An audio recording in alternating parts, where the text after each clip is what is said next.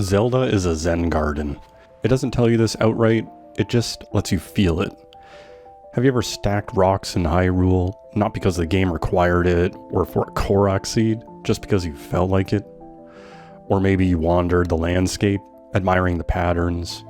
If so, you weren't just playing, you were practicing Zen. Because Zelda isn't just about adventure, it's about presence. And no one is a better guide than Link.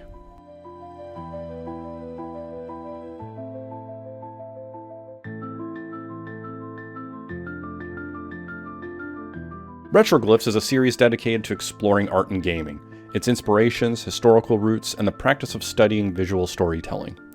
This series seeks to highlight the immense artistic effort that often serves as mere environmental detail in modern games. I never truly understood Zelda until I learned why Link is called Link. It's not just a name, it's a design philosophy. He's the connection between you and the game, between childhood wonder and meditative joy of play. Look at him, the green tunic, fairy companions, and boundless curiosity. He's Peter Pan in a world of quiet discovery. He's your link to Neverland, to your childhood. Shigeru Miyamoto, Zelda's creator, often talks about his childhood. Exploring caves, tending a small garden, imagining entire worlds in tiny spaces. And for Zelda, really, it was kind of this idea of exploring a maze and really getting lost as you're having an adventure, where the start for that game came from. The more that I remembered my experience as a child and exploring the caves, and that I began to pile those experiences on top of it to kind of help with the expression and the expressive qualities of the game. And suddenly, Tears of the Kingdom makes even more sense. Link is our silent guide through Hyrule, through the peaceful experiences. The game is filled with Zen gardens of sorts, even if they're disguised as shrines, landscapes, or scattered ruins. The game's design follows the 7 design principles of Zen, the same principles that make a real Zen garden feel intentional, immersive, and alive. In Zelda, the greatest mysteries are the ones you don't fully see. You crest a hill and glimpse something faint in the distance. Is it a forgotten ruin or that floating island? Maybe it's just a suggestion of something wanting to be found. This is Yūgen, the sense that the world is bigger than you can perceive. The depths embody this perfectly.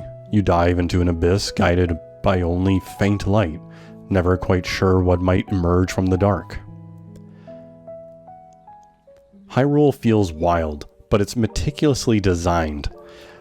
Waterfalls carve through forgotten temples, vines reclaim staircases, ancient Zonai ruins crumble in ways that feel organic. That's because Shizen is about designing something that feels untouched, where the crafted world seamlessly blends with nature. Hyrule doesn't feel built for you, but it feels like you've arrived for it. It feels like it was prepared naturally for you. Zelda never overwhelms you. The shrines are the purest example of Kanso. Clean, minimal, containing only what's necessary. A few platforms, a puzzle so simple it feels almost empty at times, until you gauge with it and then play with it. Even the game's UI follows Kanso with its minimal, intuitive, and never intrusive interface.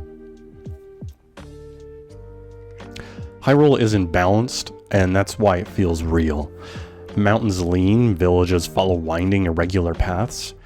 The Great Sky Island isn't a perfect shape. It folds, tilts, and stretches unpredictably. It's broken and layered. This is Fukinsei, the art of asymmetry, creating beauty through imperfection. It's why Hyrule feels alive rather than designed.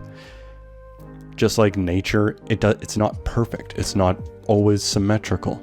It has layers and it has disarray. Zelda never hides the passage of time, it embraces it. Moss-covered ruins, rusted Zonai devices, the Master Sword, scarred but still enduring. This is Koko, the reverence for age, history, and the marks that time leaves behind.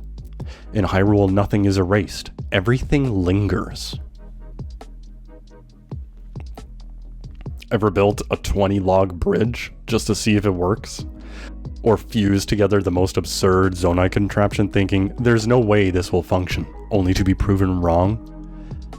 That's Datsuzoku, the joy of breaking routine, or playing outside the rules. Zelda doesn't just allow this, it thrives on it. It invites you to do that. Tears of the Kingdom asks you to break it, asks you to break the game. Some of Zelda's best moments aren't battles or puzzles, they're silence. The way the music fades as you land on a sky island surrounded by nothing but wind, the hush of a forgotten temple, your footsteps echoing softly, the stillness before a storm. This is Seijaku, the power of quiet, unspoken moments. Those sounds of the instruments as you're falling down from the sky.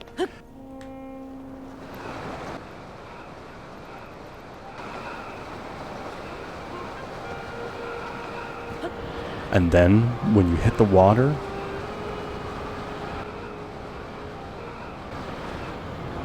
you can hear that cue, allowing you a moment to feel that adventure you just had. I'll be honest, I'm no Zen master. I'm just a guy who overthinks video games. But I think I've figured something out. We talk about Link as a connection to adventure, to the world, to your childhood, to a grand story. But he's something more. He's the connection to yourself. To the kid who stacked rocks just to see how high they could go. To the hands that traced patterns in the sand just to see the movement and to see what you could make. To the part of you that never actually left. We don't outgrow play, we just stop looking for it. But it's still there. It's in the way we lose ourselves in a melody, the way we let our thoughts wander in a quiet moment, the way we tinker, imagine, create without reason, without purpose. We were never disconnected, we just forgot to look. So look, engage, and play. Thank you for watching to the end. If you'd like to see any more, please leave a like and subscribe. And let me know if there's any other art and video games you'd like me to cover. Thank you very much.